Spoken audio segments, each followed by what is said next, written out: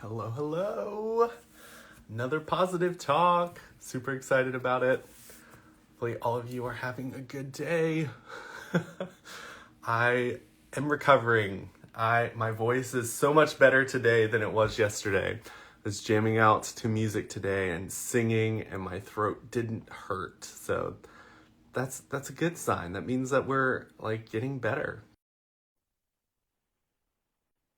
Oh, Vinny, I love your icon. Hello. Hey, How are you? good. How are you? I'm doing great. I had multiple coaching sessions today, so I've been in front of this bright light for quite a while today. Yeah. Yeah, no, it's been great here. I live in Vermont, but it was like spring today. It was kind of fun. Yeah, I went to pick up a package today and it was like 65 degrees walking from my apartment to the main office, and I was like, I can get used to this. I'm okay with it. Wow. Yeah, that's amazing. Yeah, I don't know if I could do the cold Vermont winters up there. Like when I see snow, I'm like, "Oh, that's cute for a picture," but then I go back inside and I'm done. Yeah. No, I don't know how I do it either. I'm like, yeah, it's been a rough winter for sure, but it's all right. It's almost March. We're getting into spring. We're almost there. Awesome. Well, I will let you go ahead and introduce yourself, and then we can kind of jump into a conversation if you'd like. Yeah. So I'm Eliza. I am a personal development coach and yoga teacher, and I am also in graduate school studying health and wellness management to work with companies to make them just, happy places to work. I love that. Yeah, so for people that are watching, Eliza and I met through a seminar that we both attended. And when her and I spoke, like, as soon as I heard her speaking, I was like, yep, her and I would get along. Like, I know that you and I are both like really strong-willed people, and I was like, her and I would probably like flow really well together, but also like you would be a very good competitive person for like butting heads when it comes to like ideas, because I'm the type of person that most people, when I'm like, I'm right, they're like, okay, yeah, you're right. And I'm like, Eliza would be like, no, I'm right. That is true. So yeah, when you said that, I was like, probably I could see that. It's interesting because like I feel like when you go into the coaching realm of things, like you do know a lot. Like life, I feel like isn't as complicated as people make it out to be. And like when people ask me how I coach so many different types of people, I'm like, people aren't as like complex as you think. Like you just kind of listen to them. And when I heard you speak, I was just like, yep, her and I would definitely get along well, and I could definitely see us like being equal in match when we go into something where we're like, you know what? I've got a different way of doing something. Yeah, I mean, with coaching, right? Like you're always kind of listening to what people aren't saying almost, and then you're finding a way to, with love, to push them. And so, yeah, no, I totally agree. That's one of the things that I asked, like you said that you want to talk about like yoga and stuff. I feel like that's one of the things that makes yoga such a beautiful like form of physical fitness for people, is because it actually incorporates your mind into the actions that you're doing, where I think a lot of physical fitness training, it focuses so much on the physical, but I think that your mind plays such a powerful role in that whole equation. And when you leave that out and just focus on the physical fitness, I think that your body can tell the difference. And it's like, yeah, thanks for putting me through all this suffering, but no, thank you. I'm not going to accept any of that as constructive criticism for forming a new life for myself. Yeah. No, for sure. I mean, yoga traditionally wasn't just a physical practice. The physical practice themselves are called the asanas, and from the traditional yoga book, the Yoga Sutras, there's 196 sutras, which is like tenets of yoga. And only 3 of them are about the physical postures. And so I mean, unfortunately, that is like a little bit of the westernized take Yeah. on it, but also it's like, I know that when I teach, when people say they love my class, I'm like, I'm kind of just doing the same thing. Like, there's not much variety in between class, but I'm really all about the mental aspect of yoga and doing what feels good for you. Yeah. It's I feel like when it comes to being a teacher, like you don't have to inform the students of everything that you know about why what they're doing currently is so helpful to them. And it's like really fun to kind of, wow, that got bright. It's kind of fun to know that someone's enjoying and getting a lot out of what you're doing. And there's like a lot that goes behind it that you don't, for beginners, they don't fully need to understand. They just need to feel it. And then, like, if they do choose to go further into that journey, like, yoga is something I, because I've been doing life coaching, and the deeper I dive into it, the more all of that is starting to wrap itself into it. Because I was more of the mindset side of things, and the more I've dived like into everything, I was like, wow, this all makes sense now, and I see how it all like rolls into the same thing. Yeah. Yeah, for sure. I mean, it's been really fun doing both coaching and yoga because, so for example, one of the sutras is about how you treat yourself, and it breaks down into all of these. It's called the niyamas, how we treat ourselves. One of my favorite ones is called Spadhyaya, which means self-study.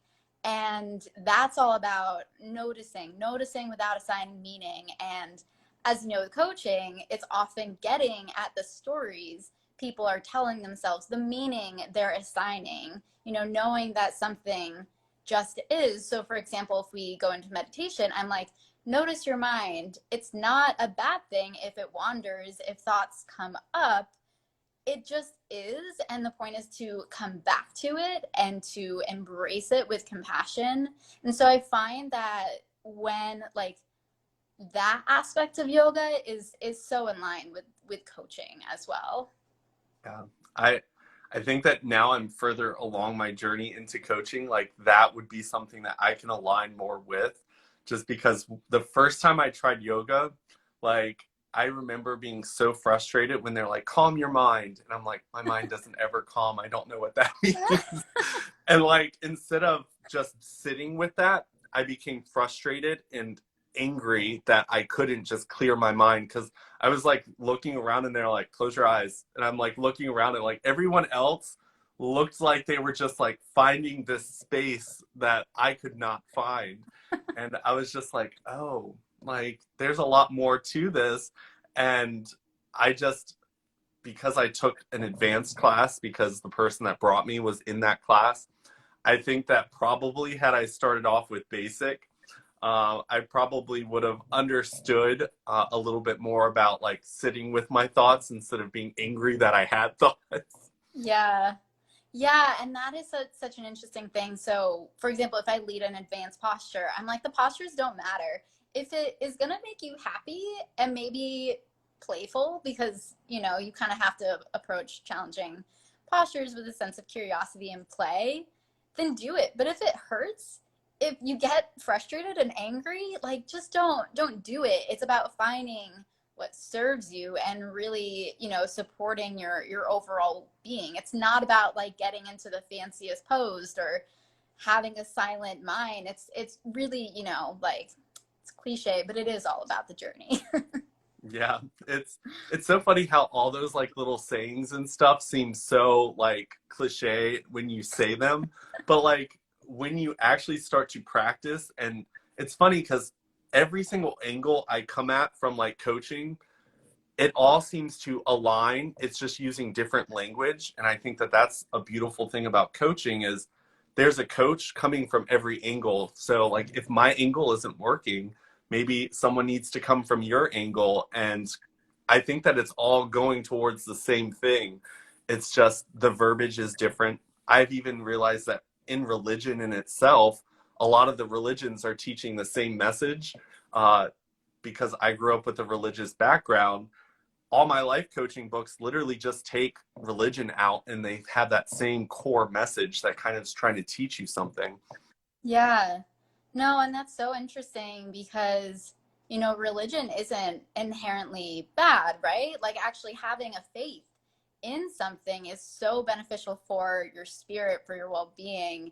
And of course, there is the other side of religion, and people have their own experiences growing up with it. And it's, yeah, I mean, it's just so curious on what can happen when you kind of take the good parts, because there is something there in the good parts, in these ancient practices, in, you know, religion and everything. So yeah, I think that there's always those similarities there as well.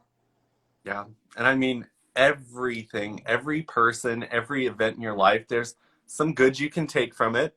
And then there's some stuff that you can just be like, I'm going to leave this on the timeline. I'm not bringing this with me. Yeah. And that's important to realize. Like, every book's not going to be word for word exactly what you need. But there are some words that you can take with you and bring to the next chapter in your life. And that's kind of how, like, I've chosen a positive mindset is, okay, this day sucked, but there was something I got from it, and I'm going to bring that to the next day and realize that things that you carry today into the next day, maybe the next day you won't need them and you can leave them. And it's just interesting how people's minds just grab hold to an idea and just hold on to it just because they're like, well, I've held on to it this long, I can't let go now. I'm like, let go. It's Yeah. okay. No, and people love that dichotomy, right? It's like it's good or bad, it's black or white. But if we can kind of exist in a world of dualism, which is hard, right? It's hard to be like, this is true and this is true, because we really like certainty, right? Like our brain, and some of my coaching is based in just how your brain works, because it's really helpful in becoming your highest self if you can, you know, understand your brain and optimize your brain to serve you. And so, yeah, our brain is looking for patterns, you know, it wants the clear cut information. And I'm also curious, is there something that like you had to experience recently? I mean, like, okay, like even like a frame of mind, like I felt this way and I'm going to like take what I want from it and then I'm going to leave the rest. Every single day. Of course. I would say, going back to like how we met, like the seminar that we went to, like I went into it with a full mindset of like, this is a tool to help me grow. And I learned a lot. There was a lot of information in that seminar, which you go to seminars like that and you always get tons of new things added into your box of tools. Yeah. But like, what I was realizing was I was collecting a lot of them. And then like afterwards I started looking at them. I'm like, I probably won't need this one. And I like kind of tossed it out. And then like the other ones I were like, oh, that's looking at it in all the different things I already accumulated in life. I was like, this tool is kind of like this tool, but this one's a little bit more efficient. So out with this one, and I'll use this new one here. And it was kind of a journey for me because it was very like opening for me as an experience. And then I realized that some of it was very useful, and then others it was just like, okay, that was probably useful for someone else but not for me in this situation. But it was a growing experience, and it also was an experience where I had to learn that everything that was like put in front of me wasn't meant for me. It doesn't always serve you, and I was okay with kind of saying, you know what, this chapter is closing, I'm going to bring the tools that I got and leave the rest behind. Yeah. Yeah. And that discernment is so important. I was talking with a client today on, you know, making a choice. And often when we're faced with choices, we want to go with the logical one, but the logical one isn't always the best one, right? It's like, okay, maybe it makes sense in your brain, or there's all these reasons to do it. But if we can focus on what actually feels good for us, like things that bring us joy, things that resonate, or even the things that, you know, feel right, but it's hard, but that's because it pushes us to grow, then we can really choose that life for us, to lean into a life that is going to be ours, and to choose that for ourselves. Because yeah, if we're always listening to other people, ignoring the signs, you know, choosing the logical choice, then we're gonna miss so much, and we're gonna miss so many opportunities, because the world is pretty magical, I think. Yeah. And I think that it provides you everything that you need if you know what you need. And like what you were talking about, like the reflecting and knowing yourself is so hard to do if you haven't done it before. Because if you've lived a life where you've allowed other people to slap on your identity for you, like it is so hard to sit there and go, what is my identity? Like, is it the person my dad says I am? Is it the person my professors say I am? Is it the person my friends and significant others say I am? And at some point, you have to kind of ask yourself, like, where's the joy in all of this? Like, because being someone that your dad wants you to be, that might bring him joy, and you are happy because you're giving someone joy by doing something. But does the thing you're doing for this person also bring you joy, or are you just doing it to get that from someone else? Because when you do something that actually brings you joy without someone else having to put it back to you, it's a completely different experience. And I think a lot of people get so confused in that transactional thing. Yeah. Yeah, I agree. I mean, it's so amazing. Like I have been, so I turned 31 recently, and it made me really just reflect on my 20s. And I feel like I understand really what that feels like, what trusting myself feels like, what finding my intuition feels like. And you know, coming back to yoga, even like we can compare ourselves with others, like in the, you know, I often don't like to refer to the people who take my class as students or clients or anything, because it creates this hierarchy.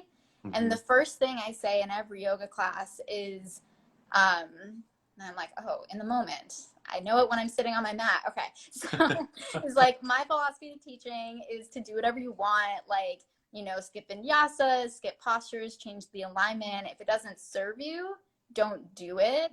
And take everything I say as an offering, because, you know, I know from experience when I've been in classes of a teacher being like, you should be doing this. And I'm like, that hurts me. So I'm going to say no. And then if, you know, if people taking yoga do that, they learn not to trust their instinct, not to trust their body, then they're probably going to get hurt. And obviously that can go in both ways, in mental and physical.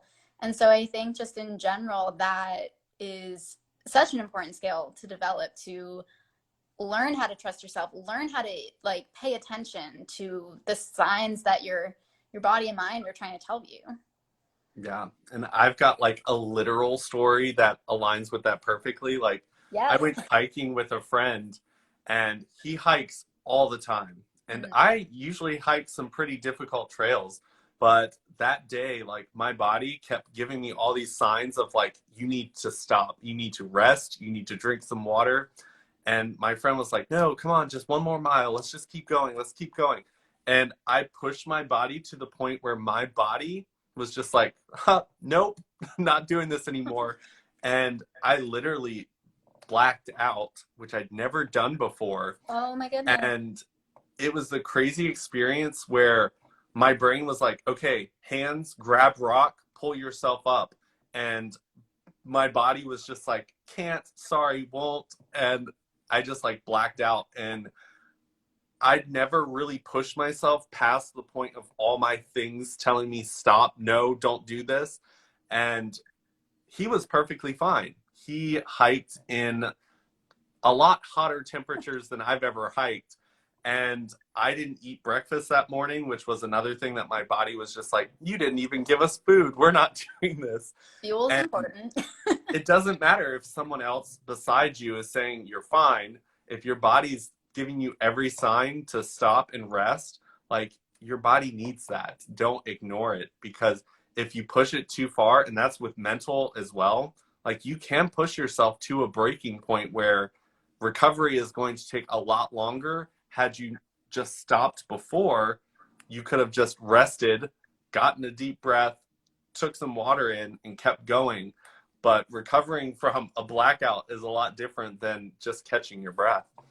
Yeah, yeah, absolutely. In wellness, like I was just writing for an assignment, the idea of preventive versus curative and or even treatment based. So with, you know, wellness or being preventive, you know, so little things. So in my the coaching that I do, like I said, it's very focused in supporting your brain, and so part of that is like making sure you get enough food, that you've slept, and all of that. And so um, yeah, I mean, it's so often that we try to force ourselves to run on empty, right? It's like capitalism or just our crazy schedules, you know, like who isn't doing a million things? And we often get into our minds and our mind tries to make these decisions. So something I've been really enjoying saying again in yoga is like, you know, for example, like there's some hip opening postures where you like pigeon or variations that are kind of similar to pigeon. You don't have to know what that is for what I'm about to say, but I'm like, your knee makes the decision if you're doing this. Your body makes the decision. Like your shoulder makes the decision, not your mind. Like listen to your body. Like your body will tell you what's up. So, well, I'm glad you survived that hike though. Yeah, it was supposed to Yeah, be that like can be a rough. short hike, Mm. and we got to the top and we realized it was a loop instead of just a go to the top and back. Uh, So I mentally prepared for a to the top, back down. yeah. It became a loop of go down, go up, go down, go up. And I was like, nope, body was Oh, not prepared. wow. Yeah. No, that is, yeah, listening to your body and really focusing on what will serve you. Like, there's this quote, I can't remember who said it, comparison is a thief of joy. And whether that's, you know, you're in a yoga class and you're like, well, they're doing a fancy posture, like I feel bad about myself. But, you know, even in yoga, like when I'm teaching, I try to use language around like variations instead of modifications. So I try to give a lot of options so that, you know, people, like everybody is different. A lot of it comes down to anatomy and genetics. Like there's a lot of postures I can't do. And I'm just like, I don't know, my body won't do it. Like, but then we all have our strengths, we all have our abilities. And so when we compare, then we're also just ignoring all of the amazing things that we can do, right? Like I'm a yoga teacher. And so like, first of all, don't compare your abilities to someone who's teaching the class, right? Because that's my job. But then also just the people around you to be like, okay, well, my body is different. My experience is different. And even sometimes it's really important to be like, what is going to serve you today, right? What does this feel like today? Because this isn't yesterday. This isn't tomorrow. Like every day is different. We're always in a different experience. So to make sure to, again, adapt to the moment, listen to your body in the moment. It might not be what the other moment is like. Yeah. I loved what you were saying about like when it comes to kind of being on an equal playing field, like you don't like calling people clients or things just because it makes them seem like they're somehow lower. Because when I had that breakthrough of realizing that we're all human beings in an experience, like super high up CEOs of a company I worked for, like didn't seem so unreachable anymore. They just seemed like a person I could reach out to and share my thoughts. And once I broke that like wall and put everyone on the same like playing field as me, I just started realizing that I'm just as capable of doing everything that these people are doing in my way, in the way that I want to do it. And that's the way I always talk to my clients, which some coaches are like, well, that don't you think that's going to make people think that you're not smart enough? And I'm like, maybe I'm not. Like, who knows? Like, I'm not going to say I'm the smartest person here right now, because I think every client I work with, I learn something new because their journey brought them a different way than mine did. And every client brings a perspective that I have to find a way to get them to see themselves in a new light. And that requires me to be open enough to say, I don't have all the answers, but I'm a person that wants to try, and I'm willing to sit here and gain as much information as possible so that I can be helpful. Yes. Oh my God. I love that because I do feel like sometimes in the coaching world, or I mean, really, like whatever world you want to pick at this point, it's like if you are at a certain level, you're not supposed to struggle, right? You are supposed to have all the answers. You are supposed to have it already figured out. And for me, it's like we were just talking about Vermont when we started, and it's like I'm having a rough go of seasonal depression. Does it negate my ability to coach people? No, it means I'm human. It means that literally my brain is affected by light, first of all. So there's that. But I Yeah. think that showing, especially in these type of leadership positions, whether or anything that has positionality, right? Like whether that's a yoga teacher, coach, CEO, to show that you're human, to show that you have struggles and that you don't have it all figured out. And I think that is really a way to show that you're human and to create those building blocks of that relationship, like always acknowledging, like as a coach, I'm not gonna like dive in to my life, but being like, yeah, like I have rough days. Just because I have these skills doesn't mean that sometimes I like have a rough day and need to cry or whatever, it's like life isn't like that. Yeah, there's definitely days where I have to watch my own positive talk and Yeah. remind myself of the lessons that I teach other people every day. And I'm like, oh, I could use that one today. Because, like, when your mind is fogged with whatever problem you're dealing with at the moment, sometimes that thought process to the answer to your solution is in that cloud. And it's a little bit harder to kind of get to that. And I, I try to get people to see, like, I'm not the all-knowing being. I don't have a perfect life. Uh, I just get through it, and I get through it in maybe people look at it in a more positive way, but I also there's so much of my life that's not shared. Like I don't get on a positive talk and go, "Oh my gosh, this is the worst day of my life," because that's not what this series is about. But like, it's important for people to realize we're all human. I think that once you can kind of set that standard, it kind of makes it easier for people to open up and be honest. Because I think a leader who lies and pretends to be something they're not, a perfect hero, meta human type person, like once you open up and you're just like, I'm a human and some days I'm going to have rotten days, at least you won't take it as personally when someone points out something maybe with an attitude. You're like, okay, he was having a rough day. He's human. Yeah. And it's so much easier to forgive a human than someone you've like put on a pedestal and treat like they're a god that you're supposed to worship. Yeah.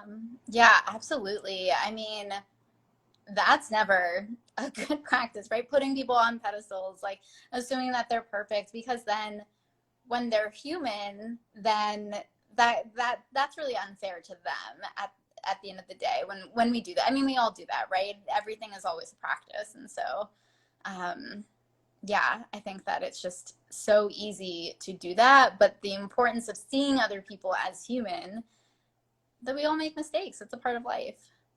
Yeah. And I think that's a transition everyone in life has to make at some point because I feel like as a child, adults seem like they've got it all together Yeah. because as adults, they don't tell us all the back end stuff that they have to do to make a birthday party fun, to like plan a vacation that for us is just like a magical moment. But for them, it took hours of working at their job. It took them planning everything out and making sure that all of it was in line.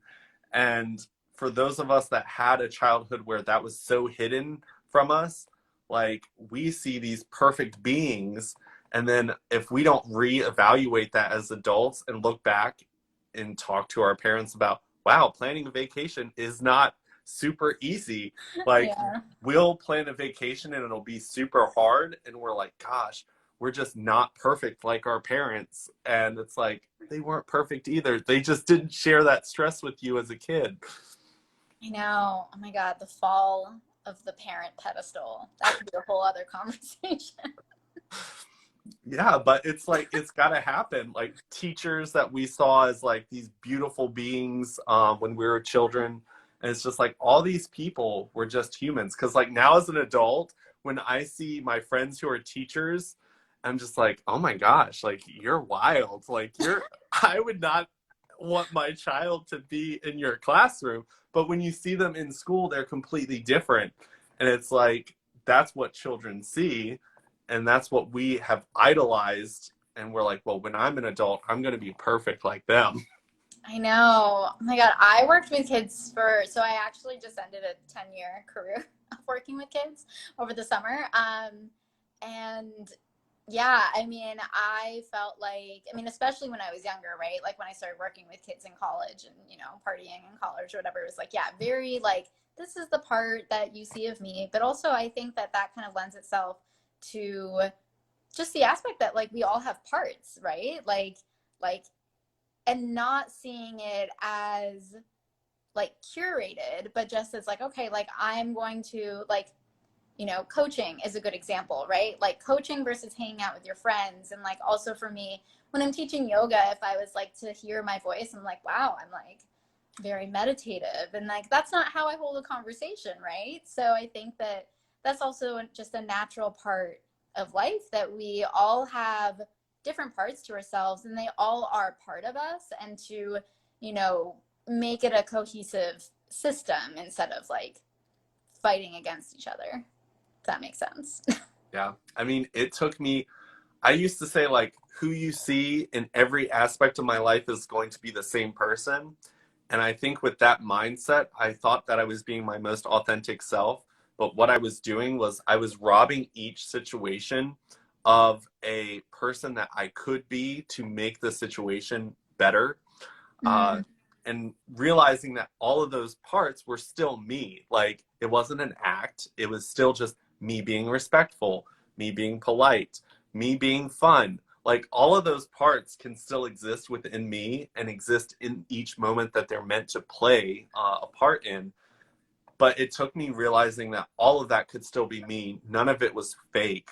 I think that I dealt with a lot of my life people pointing things out and they're like, oh, you're so fake. I was like, so I felt like I had to be the same everywhere or I would mm, be accused of being fake. So like the idea of being a yoga teacher, the person that you are in that room, you're taking charge of that room, you're taking control of that room and guiding people through their movements and breathing and thought processes. That's going to be a different person than when you're sitting with your friends on a yeah. beach. Like you're not going to be the same person. That doesn't mean either is fake. It's the same person. It's just you're changing your persona a little bit to match what you need to be getting done in that moment. Yeah. Yeah. So was there like a turning point for you, or a shift that happened when you were like, no, like this is all me. This is all my true me. It like my last job I had when I was a corporate trainer, like I trained leadership seminars and things, and standing next to my coworkers, like I felt like they were adults. Like in my head, I'd put them as adults and me as a child in training. But I'd also been getting my certifications as a life coach. Like I'm fully qualified to do exactly what they're doing. And it took me realizing that, okay, in this atmosphere, yes, a lot of the people I was training were older than me or my age or a little bit younger. And it wasn't the fact that age was being applied here. It was, I have the knowledge that these people need, and I need to present it in a way that is respected and this information is absorbed in a proper way. And at first, I felt like I needed to be funny and make them like see me as a person. But then I realized that that was leading me into a position where I was disrespected, where they didn't take me as a leader in that room. I was just another person like them. And I was like, oh, so for me to be respected in this and for them to get what they're supposed to get out of this seminar, I need to play a role of leadership, which I'm fully capable of doing. But I had to make that shift.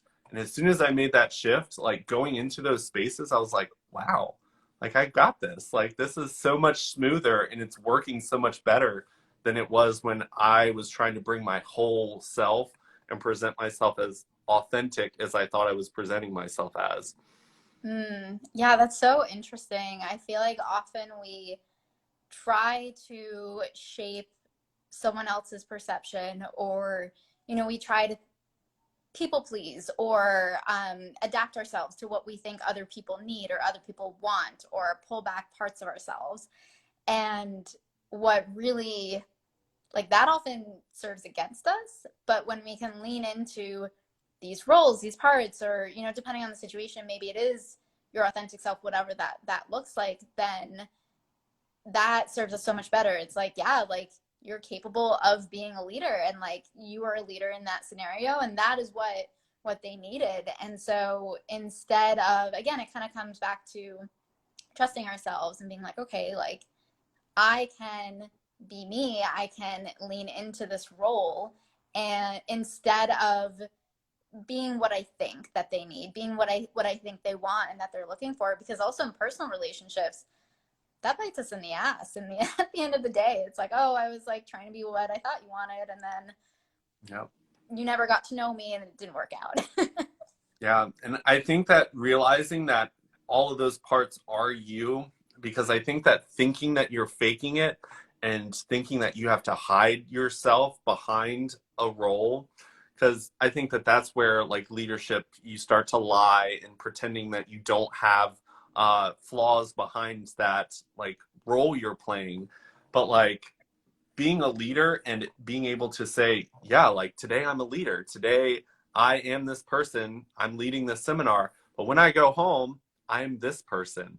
I'm a bad cook. I like all these things that you are still exist, and you're not hiding it. It's just in this room, I have to play the role of leader. And in that way, it's not going to be the same that the clients sitting in front of me are. I was like, oh, so it's not fake that I'm being this. It's just I have to be a little bit more adult today in this position. And Yeah. it's not like, don't, if you feel like you're hiding parts of yourself, then maybe you need to like tweak it a little bit, because you shouldn't feel like you're hiding yourself or lying to play a part. Yeah, I know. This is also reminding me of when I was exploring my identity in yoga. And it was, I often felt like I didn't really know how to fit in to the yoga world or to the wellness world, like, when I was in undergrad, and I was in a holistic psychology program, which was very like wellness based, like whole body, not just mental psychology. And so I would find myself in these spaces and being like, I don't think this is me, but I have this interest. Like, I felt like I had to take on a different identity. And so by kind of defining that space for me, and then just also finding the right people, right? Like, I found a yoga teacher training in Vermont that was like, oh, like, these are my people. Like, we can have fun and do yoga and still call it meditative. It doesn't have to be this serious, like we can laugh and talk, and like, it doesn't negate, like, it doesn't mean that yoga is like not as serious, like there's less benefits. It just means that you can show up as yourself. You can, when I teach, something my teacher would always say is like, be your truest self, like show up as you, like don't cater to the students, because if you're having fun, they'll have fun. And if people don't like you, great. Like, she was like, it makes more room for the students who are going to be attracted to your class. And that is just, I mean, that's amazing life advice, right? Like, when people don't like you, it's like, great, like I'll find the people that do mesh with me. Yeah. And I think that that's so true. It's like, I think every career, every role in this planet like has like this stereotype of like check boxes that people think that you're supposed to check. And if you don't check them, or if you don't check enough of them, then you start to think, oh, maybe this isn't for me. But if it's something you want it to do, then guess what? Do it and make it your own, because there are going to be people who love what you're doing. And Yeah. the people who don't, well, okay, like there will be people who come to your yoga class from somewhere else that have had that structure and that just like really stiff like idea of what yoga is, and they're come into a class where people are having fun, and they're like, oh my gosh, this is not for me. Like, you guys are messing up everything. Like, okay, go. Like, leave that mat open for someone who comes in and wants to be free and laughing and enjoying this space, because it doesn't matter if tons of people don't love what you do. Like, if you're loving it, there will be others that come that love it. Don't quit just because someone's telling you that what you're doing isn't right, because there's a feeling, like, everyone feels it. Like, sometimes we just become so attached to those checklists, and it's just like, oh, I don't check all these boxes, I'm obviously not a part of this. I'm like, that's fine. You don't have to check any of them if that's what you want to be. Like, think of how much we've progressed in life as humans, and the only way we did that was people who were like, I want to be an artist, but I don't fit any of these check boxes, I'm doing my own thing. We created new art, new technology, new advances, and everything, because people are like, I don't check all those boxes, but I'm still doing it. Yeah. I know, and that is so important, right? It's like if it's not there, like create it yourself. Like you don't have to fit yourself into a box. Like you can forge your own way. And the cool thing is that if you're doing what you love, regardless of what that is, right? If it's the way you teach yoga, if it's the way you coach, if you're living your best life, again, another cliche, but like it's just so perfect, right? Like if you are living your best life, you're feeling authentic, you're full of joy, it'll attract people who want that and want to be on that same level with you, who want to join your mission, who want to be a part of your community. And so I mean, I think that's a really hard lesson to learn. I know it has been for me for sure. And so, but the more that we can be ourselves and find joy and be like, well, like if it's not happening here, I'm going to make it happen, then the more that we can inspire others to live their truth as well. Yeah. And it's so interesting because, like, when I first started growing followers on social media, like, I personally was like, no, no, no, don't follow me. Like, go out and live your own life. Like, do what you're doing. Mm-hmm. And it wasn't until I realized that I chose to do what I loved, and I was moving forward in life doing that, and people were attracted to that. And by them coming to me, most of them are only here for a little bit. Like, they're here to grow in comfort of my light that I shine. But in that comfort, I do still want them to be like, you've inspired me to go out and do the thing that I really loved and didn't see in the world. So I want to create it on my own. And then I want them to shine just as bright over there. But like, leaders are here just to create a space for people to feel safe and grow. And then hopefully they will go and do their own thing, or take up the light, one like the torch, and just grab it when I decide to step down from whatever I'm doing currently. And I think that that's a beautiful thing. And I think that there's some leaders who have it kind of wrong, where they think they have to collect and keep people where they are. And I'm so against leaders who feel like they need to have people. Like, if you're doing it right, you want to keep igniting other people and sending them out into the world to create change, and hope that, like, the message that you're spreading continues to, like, send more people your way. And if it doesn't, like, maybe you need to readjust. Like, don't ever think you have the answers. Like, change and grow as the world does, because something that worked in the 80s will not work today. Yeah. Yeah. And I mean, part of the reason why I love yoga is because I feel like when you study the philosophy, there's, you can apply it to everything. And so one of the yamas, which is how you treat others. So I said earlier, niyama is how you treat yourselves. Yamas is how you treat others, is satya, which means truth. And so it's exactly that. And and it can just be being honest, but also, yeah, if you are living your truth, you're inspiring other people to do the same. And Gandhi was really inspired by Satya and Satyagraha, which is more of the like mission based idea of it. I'm not an expert on that field, but like I do know that that was a big part of his messaging. And so I feel like, just taking that example, like someone living their truth, like living this mission in a way that inspired others to do good in the world. Like yoga, in my opinion, like yoga is social justice. Yoga is a way of life. Like yoga is, I think yoga is able to make the world a better place. And if it's not yoga that is your thing, like great, like find your thing, like I think it's more just that philosophy, that inspiration into, I mean, it doesn't even have to be considered a higher power, but to connect into a movement and a way of being, I think is so important. And your point in, leaders who are going to ignite your flame.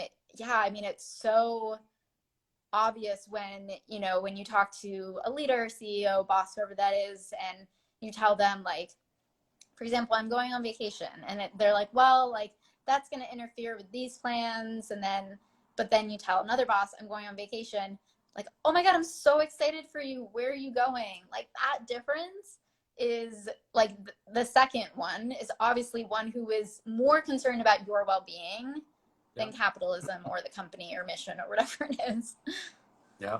And it's crazy. Like you can see that difference in people very quickly. And like, I try to snap people out of it. And even going from corporate America, which was my last job, to working on my own where I get to choose, I'm constantly having to like pull things out of my mind that are like, oh, you got to do this. And I'm like, no, that's corporate America. Like, you don't have to do it that way. You can do it another way.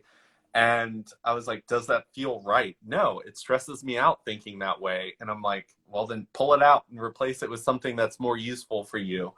And I think that more and more people need to get on that mindset and shift themselves to really feeling themselves. And like that teaches lessons to like corporations. Like if you've got a high turnover rate and everyone's leaving, something you're doing isn't right. And like, don't live in a mindset where you think the world doesn't have what you need, because you will stay at a place that drains you of all your energy instead of thriving at a business next door that you didn't even look at because you're so focused on, oh, I won't have enough money. I won't do this. I can't have that. I'm like, get out of there. Like, they are draining you of life. You need to be in a place where, like, you are celebrated, where, like you said, you go on vacation and they're excited for you. They don't make you feel bad. Because I've had bosses like that. And, like, the whole vacation, I was dreading coming back. So I spent so much of my mindset on vacation, worried that I was, like, missing out on things and things were falling behind because I wasn't there. There are people that do stuff for you while you're gone. Like, you're allowed to have vacation. Enjoy it. Don't think about work. My phone was just telling me it's getting on low power, but we have plenty left. Yeah, no, I totally agree. And it just reminded me, I was a nonprofit before coaching, and which is its own negative standards, mindsets, everything. And one thing at one of my jobs I had, which was not long term, was like people would go on vacation, but they would stress out so much about their emails because, well, one, the organization never stopped. And two, they come back and they have like 200 emails and they have to like catch up and just be stressed out for the next week. And it's like, yeah, that's not a supportive mindset either. And what I'm studying, health and wellness management, is my goal to look at things like turnover rate. And it's like, well, turnover rate affects the bottom line. And so what you want is a supportive culture that promotes well-being. It doesn't have to be wellness practices specifically, but a culture that is well, in order to, be more productive. Like, happiness and productivity go hand in hand. So yeah, I feel for people who are in those types of toxic workplaces. Yeah, working for myself was a needed move. Yes. I think that, like, just thinking about adding stuff like yoga and mental health classes in schools for children would just be so beneficial in so many different ways that like, because the young mind is so sculptable. You can sculpt it into so many beautiful things. And if at a young age you can sculpt people into the mindset of like your happiness matters, like don't give that up so easily, because we live in a world now where it's the only way to be happy is to have more. You literally go to work and you're not supposed to have fun. Fun is when you're not at work. And it's just like, you want to spend, because work is a huge chunk of your life. Do you really want to spend that much of your life miserable just to have a few good weekends in your life? Like, no. Like, No. what's your mindset? Like, that's not the direction you want to go. And it's so easy because adding something like a yoga class into your weekly schedule, like people don't realize the shift that you can have in your mindset, because a lot of us will stay in a crappy job because our self-worth is so low that we don't think we deserve better, or we don't have enough push to get us out of what we think that, because when you have low self-worth, you're like, either you don't think you deserve better or you think the next job's going to be just as bad. You don't have that mindset of, I deserve better and there is better out there. I need to move to that. And by doing that, you're showing everyone around you the message of, I will not allow my life to be subpar. And it starts with mindful things like taking yoga classes, signing up for a coaching session, having surroundings, your environment, and people. You have to intentionally do all of this to kind of start making that shift. It doesn't just naturally happen.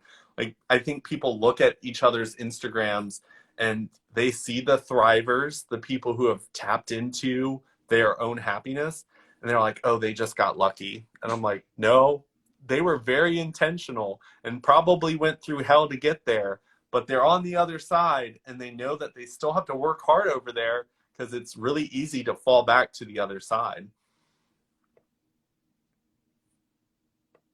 I know. Did we lose you? Let's see.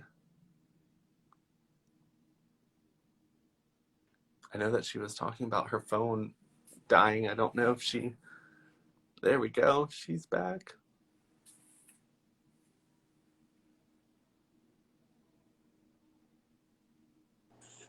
There you go. Sorry about that. I charged my phone before coming, but clearly not enough. Okay. I love it. So, Okay, so my phone is still good. I just need to make sure it doesn't decide that it is going on low battery mode. love it. Yeah, so what I was, wait, repeat the last thing you said, because I know I had a thought after it. Just the mindset that you have, and knowing that you can shift out into a better mindset, and realizing that those people that you think that just got lucky, like, they worked hard to get there. Like, they had an intention and they worked towards it. And it's not about luck. And once you get there, it's a lot better, but you still have to work over there so that you don't fall back. And every new chapter in your life brings something new that you have to get through. But those people that you see that are thriving, that just attract you to them, you want to follow them, you want to know what their secret is. Like, there is a secret behind it, and it's the intention of wanting that life and doing what it takes to have it. Yeah.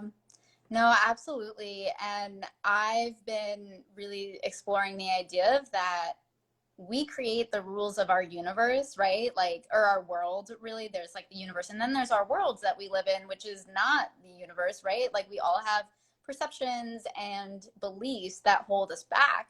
But by bringing awareness to them, we can start to shift our mindset. And so, one example is like, traveling gives me the most joy in the world. And so I'm always trying to find opportunities to travel. And the funny thing is that, like, I have been able to find some affordable options of traveling because, I'm not made of money. And with that, like, I'm always posting about traveling because I love it so much. And it's so often for me to hear, like, you've inspired me. Like I inspired a couple people to go somewhere warm because I was just in the Virgin Islands. And so I feel like, yeah, again, just coming back to it, like living our best life, being true to ourselves isn't it isn't selfish. Like it is selfish in the way that we're taking care of ourselves and honoring what we need instead of serving other people. And it's also inspiring others to live their truth. And I think that that is one of the beautiful things about yoga. You know, I've cried on my yoga mat before, like when I've been in the class. It's like it can be so introspective in bringing awareness into our body as a time to just be, right? Sometimes I'm like, you can set an intention for this class, and also just being here is enough. Yeah. And it's interesting because, like, you talked about how someone's reached out to you and said that you've inspired them because of a trip that you took. There are also people out there that look at your post and instantly have a negative reaction to it. And they're just like, oh, she made out of money. Must be nice to be able to travel and do. And like that mindset, you've instantly blocked ever being able to do what you do out of your realm of possibilities because you've automatically assumed someone has tons of money. And no, it's all about being smart about what you want and knowing what makes you happy and making it happen. And like I've had a lot of situations in life where I've been forced to figure out like kind of that emergency mode type brain that Rodrigo talked about in our seminar, where I didn't have any other choice but to find a solution. But it's so much easier to live in a life where you're like, this is what I want. I know this is what's going to make me happy, and just find it for yourself and know that the work you put into it to make it work is worth it because you know it's going to bring you happiness. And yeah, traveling, you can do it in so many affordable ways. Like all these beautiful photos that people like post on their profiles, like you don't know what they've gone through to find an affordable way of achieving something that they knew they needed in their life to bring them back to center. And but if your first reaction is hate them because they're doing something you can't do currently, you're not opening yourself up to the possibility of doing that as well. Yeah. Yeah, I feel like as I've been leaning into this, I'm like, okay, what are my biggest dreams? Like, yes, they might feel impossible, but also if I just kind of play with it and explore, and I'm saying, you know, impossible is just a definition and it is a belief.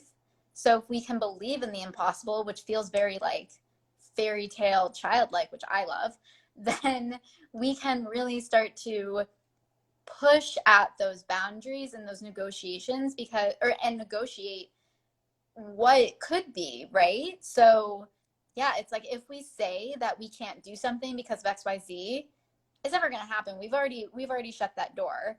And maybe it won't happen because the universe has grander plans for us than we could ever imagine. But it's worth trying, and it's worth seeing what happens when we lean into the impossible and trust ourselves and the universe for that matter. Yeah. And don't be afraid to say something. Like, I think that's one of the things that everyone's so afraid of, saying what they want to achieve in life because they're afraid they're going to be judged or looked at like, oh, that's like a fairy tale.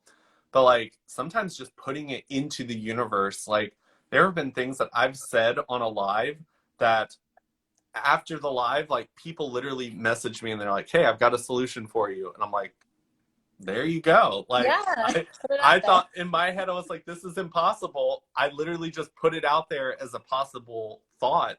And someone's like, I have the answer for you. And I'm like, there you go. That's the universe. Humans are meant to connect. Like that's Yeah, the whole point of human beings is connection with other human beings. yeah. That's beautiful. Yeah. I can't tell you how many times. So like I did a YouTube video with my mom and she had lost some of her teeth in a car accident and couldn't afford to fix them. And someone made fun of them in the video. And the next video I posted, I was like, you know, I'm okay with you all attacking me. I chose to be a content creator, but my mom is off limits. Like she is not like I love her so much and she chose to do this with me. And a guy reached out to me after I made the video and he's like, I'd like to pay for your mom's teeth to be fixed. And like didn't want anything in return. And I was just like, my eyes started watering, and I was just like, there are amazing people out there who want to help. Sometimes you just have to put it in the universe for the universe to know that's something that you need. Oh my God. Yeah, I feel that way about travel. I feel like that's when I'm the most connected and just in the moment. And like magical things have happened to me while traveling. Like meeting random strangers who then told me, like, quote, told me they were so moved by my story and my adventure that they paid for my entire meal. And like meeting amazing people like in travels who are now some of my closest friends. And yeah, I feel like when we can lean into the magic, then magic will happen. And you have to learn how to accept that type of stuff too, because Yeah. like it's so easy to be like, oh no, this probably comes with some like back end stuff that I don't want, or this person's flirting with me and it's inappropriate. Like sometimes you just have to be like, oh my gosh, thank you. Like, because there was some time where I was just like, I'm not worthy of any of this stuff that people are trying to give me. And it took me realizing like I do a lot, and my positive talks, the things that I do, the coaching I do, like it does help people. And I had to learn how to just say, like, I accept. And that was the hardest thing for me to overcome in life. And still, there are times where I'm just like, and I'm like, what are you doing? I accept. Stop doing that. I know. Yeah, receiving help can definitely be very challenging. Yeah. Especially when, like, in a lot of ways, sometimes the people who give to me, I feel like they could probably use it more than I could. And I'm just like, I feel guilty for taking. And I'm just like, you have to get out of that mindset because one, it's a gift that they're giving to you. And they know that in giving a gift, they will also receive gifts as well. I might give a gift of clarity to someone. They give me a gift of a meal. That's perfectly okay because you know what? The world might give another gift to them in another way. And you just have to be able to accept and give love in this world. And it's a beautiful place. You just have to learn how to see it that way. I know, and it's not about keeping score, right? It's the this isn't as I mean, karma is connected to the idea of yoga, but it's, energetically, like if we're just putting good out into the world, good will come to us, and it's not about a score. It's just making sure that there's always good, that there's always joy. And I think that yeah, the more that we can trust in that, the more that we can make sure that we are living our truth, that we are, you know, yeah, again, just trusting. Yeah. I think I already said it all. So Yeah. It's understanding that $5 loaned to you yesterday doesn't have to be paid back in $5 in cash. It can be paid back in a million different ways. You can perform an act of service. You can be a shoulder to cry on. Like, it's not about giving back exactly what you've been receiving. Like, as a coach, I don't expect one day for my clients to come back and coach me. Like, their payback is going out into the world and making a positive difference further than my reach, and that's payback. And I think that that's a beautiful thing. And if we could all jump on board with that and stop keeping score, because I think corporate America has our mind thinking that everything is transactional. It's not that way.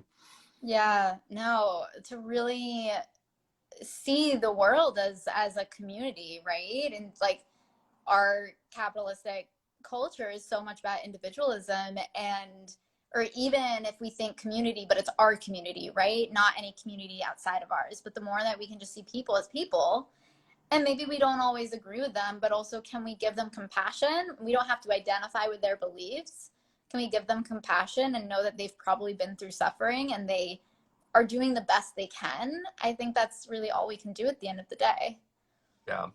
And that's one of the things that I loved about the MITT program we went through was because we all connected on a level that wasn't political, wasn't our jobs, like all of those things didn't really matter.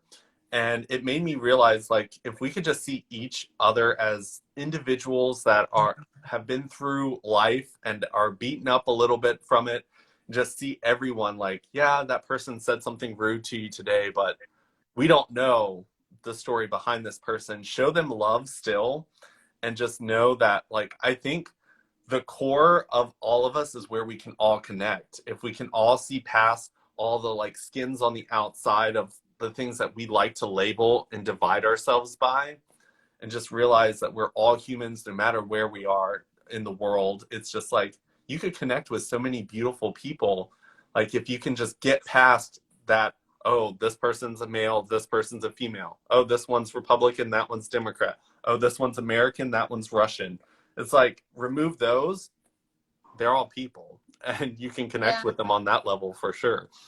Yeah, I mean, shaming people will never get us anywhere, right? The world doesn't need more shame or hate. The world needs more love. And like, I think that it's important to use both, right? Like, use your love and make proactive change. Like, I'm very big in social justice, and I'm also like, we need more love. And I think that it can be both. And that's why I think yoga is so beautiful in that way, because it is about both, really. It's about making the world a better place, to be nonviolent, to live your truth, to be kind to other people, essentially, and also to make sure that we are being our best selves to ourselves as well, and spreading that love.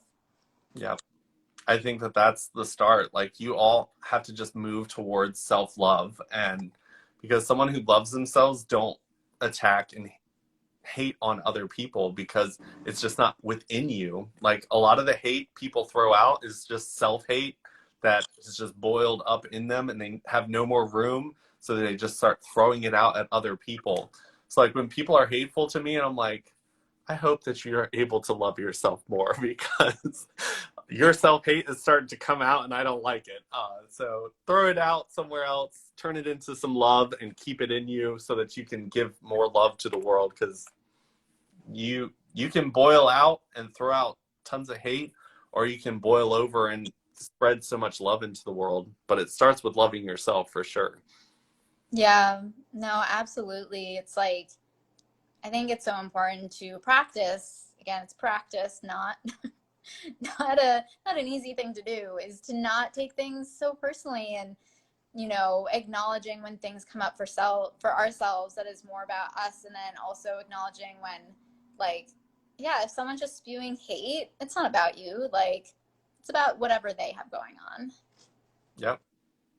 And it's so far out of your like ability to fully understand someone else's reasons for what they do. So there's no point in trying to fully understand it, and just understand it's not about you. There's something that is boiling up between who they are and their journey, and it's just like, don't take it personally, just keep going and just keep moving forward. Yeah, for sure. Awesome. Well, I might have like 2 more minutes before my phone dies. Yeah, I was gonna say, I know your phone's probably gonna die, so I just want to say thank you so much for coming on and doing this, and we will definitely have to stay connected. Just because the seminar is done doesn't mean that we aren't going to stay connected. I'm super excited to see where you take your career in coaching with yoga as well. I think just from getting to know you over the couple of weeks we've known each other, like, I'm definitely like, you're going to do amazing things for sure. Oh, thank you so much. Yeah, I would also love to stay connected. I definitely feel like there's, yeah, we have a strong bond and a lot of similarities. And no, I mean, same for you. It's been really incredible watching your journey and your coaching. And yeah, we're always growing. And I think that we all of us have unlimited opportunities. So I'm excited to see where your path takes you. Awesome. Well, I will let you go, and I will talk to you soon. All right. Sounds good. Thank you. See ya. Bye.